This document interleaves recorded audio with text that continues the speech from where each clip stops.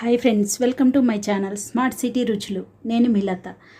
ఈరోజు నేను lemon juice చేయడం చూపెడుతున్నాను. లెమన్ జ్యూస్ ఏముందిలే, మామూలుగా పిండుకుంటే సరిపోతుంది అనుకుంటారు, కానీ అలా కాదు. మనకు ఎక్కువగా దొరికినప్పుడు అంటే ఈ సమ్మర్ సీజన్లో చాలా బాగా వస్తాయి. దీంట్లో జ్యూస్ కూడా బాగుంటుంది. అలాగే మనం అలాగే తీసుకెళ్ళేసి ఫ్రిడ్జ్లో పెట్టామనుకోండి, ఎర్రబడిపోతాయి. లేదు, డీప్ ఫ్రిడ్జ్లో పెడితే గట్టిగా అయిపోతుంది. తర్వాత వాటిని మళ్ళీ మెత్తగా చేసుకోవడానికి వేడి నీళ్ళలో వేయడము, బయట ఉంచితే అది బాగా మెత్తబడిపోయి చేదు వస్తుంది. అలా కాకుండా ఎలా చేయాలో నేను చూపెడుతున్నాను, చూడండి. అయితే నేను ఒక 15 కాయలు తీసుకొని జ్యూస్ పిండుకున్నాను, కట్ చేసి స్ట్రైనర్లో పెట్టి పిండాను.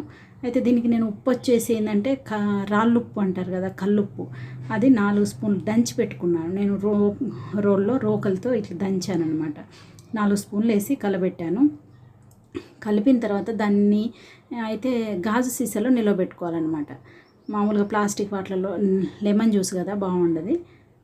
ఇంకా ఈ సీసాలో వేద్దామని చూస్తే నాకు ఎక్కువైపోయింది. ఇక అది ఏం చేయాలనేసి మళ్ళీ మనకు తీసుకోవడానికి కూడా చాలా వీలుగా ఉండడానికి నేను మామూలుగా వెనిగర్ బాటిల్స్, మా కచెప్ కానీ వస్తాయి కదా, అట్లాంటి బాటిల్స్ తీసుకున్నాను. నాకు 4 బాటిల్ నిండా అయింది. ఇది 1 ఇయర్ వరకు నిల్వ ఉంటుంది అన్నమాట.